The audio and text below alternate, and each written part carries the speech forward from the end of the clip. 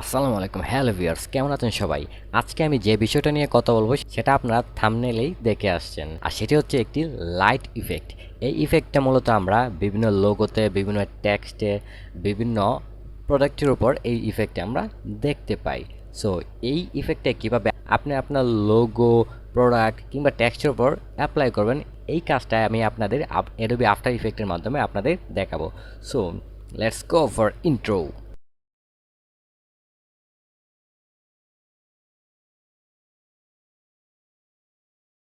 প্রথমে আমরা Adobe after ইফেক্টে যাব।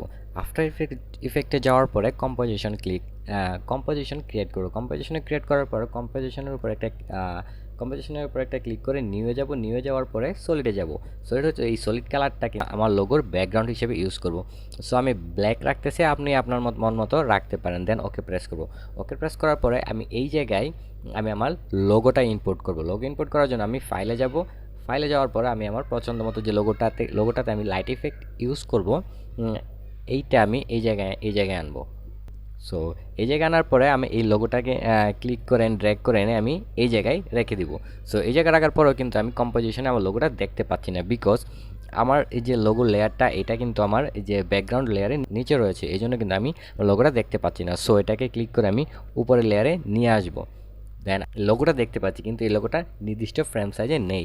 এই জন্য এই জায়গায় একটা ক্লিক করব। এই জায়গায় ক্লিক করে আমি ট্রান্সফর্মে ক্লিক করব। ট্রান্সফর্মে ক্লিক করে আমি স্কেলে স্কেলে যাব। স্কেলে গিয়ে আমার লোগোর যে স্কেল সাইজটা এটা কমিয়ে নিব। কমিয়ে নেওয়ার পরে আমি এটা পজিশন মতো বসিয়ে দিলাম। বসিয়ে দেওয়ার পরে আমি আমার লাইট ইফেক্টটা ইউজ করার আগে ছোট্ট একটা অ্যানিমেশন ইউজ করে নেব, যাতে লোগোর অ্যানিমেশনটা একটু আই ক্যাচিং হয়। তো এটা শুরুতে নিয়ে আসবো। শুরুতে নিয়ে আসার পরে আমি স্কেলে এই জায়গায় একটা ক্লিক করবো, কি ফ্রেম বসাবো। কি ফ্রেম বসানোর পরে আমি এই জায়গায় লোগোর সাইজটা একদম 0 করে নিব। এই যে 0 করে নিলাম। তারপরে এটা একটু সামনের দিকে নিয়ে আসবো। সামনের দিকে নিয়ে এসে আমার লোগোর সাইজটা একটু বাড়িয়ে দিব। স্কেলটা ধরেন এই পর্যন্ত নিলাম। এই পর্যন্ত নিলে সুন্দর হলো। সো আমি দেখি এই ভিডিওটা একটু প্লে করে কীরকম। সো ছোট্ট একটা সুন্দর কিন্তু অ্যানিমেশন হয়ে গেল। সো অ্যানিমেশন হওয়ার পরে আমি এই দুইটাকে একটু সিলেক্ট করে ইজ করে দেব, যাতে করে লোগো অ্যানিমেশনটা একটু স্মুথ হয়। দেন এখন আমি আপনাদের যে শুরুতে যে লাইট ইফেক্টটা দেখতে পাচ্ছেন, এই লাইট ইফেক্টটা আমি অ্যাপ্লাই করব। অ্যাপ্লাই করার জন্য আমি এই যে দেখতে পাচ্ছেন যে ইফেক্ট অ্যান্ড প্রিসেটে লিখে সার্চ করবেন, সিসি লাইটস সুইপ লিখে সার্চ করবেন, তাহলে কিন্তু চলে আসবে। সো এটাকে আমি ক্লিক করে এনে এই যে লোগো লেয়ারটা এটার উপর ছেড়ে দিবেন। ছেড়ে দেওয়ার পরে দেখবেন এই ইফেক্টটা কিন্তু অ্যাড হয়ে গেছে। সো এই ইফেক্টে যাব। ইফেক্টে যাওয়ার পরে সিসি লাইট সুইপ এটাতে যাব। যাওয়ার পরে দেখতে পাবো যে আমাদের এটা কিন্তু অ্যাপ্লাই হয়ে গেছে। সো আমি যদি এটাকে একটু নিচে আনি তাহলে দেখতে পারবো যে অ্যাপ্লাই হয়ে গেছে। কিন্তু এটা চাচ্ছি যে আমি আমার নিজের মতো করে নিতে। সো আপনি যদি নিজের মতো করে নিতে চান তাহলে এই জায়গায় ইচ্ছা করলে আপনি শেপটা একটু বাড়িয়ে নিতে পারেন। তারপরে এই জায়গায় উইডথটা একটু বাড়িয়ে নিতে পারেন। তারপরে এই জায়গায় সুইপ ইন্টেন্সিটিটা একটু বাড়িয়ে নিতে পারেন। তারপর এই জায়গায় আপনি আপনার ইডিজি ইন্টেন্সিটিটা আরেকটু বাড়াতে পারেন। দেন আপনার লাইট কালারটাও কিন্তু চেঞ্জ করতে পারবেন। এই জায়গায় এসে আপনি লাইট কালারটা চেঞ্জ করতে পারেন। But white is the best. সব জায়গায় কিন্তু দেখবেন আপনি হোয়াইট কালারটা ইউজ করতেছে।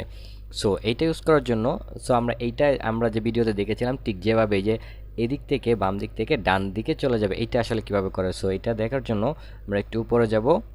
উপরে যাওয়ার পর এই যে সেন্টারে একটা কি ফ্রেম বসাবো।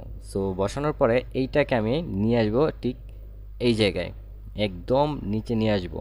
তারপরে একটু সামনে এই যে টাইমলাইনে এটাকে একটু সামনে নিব।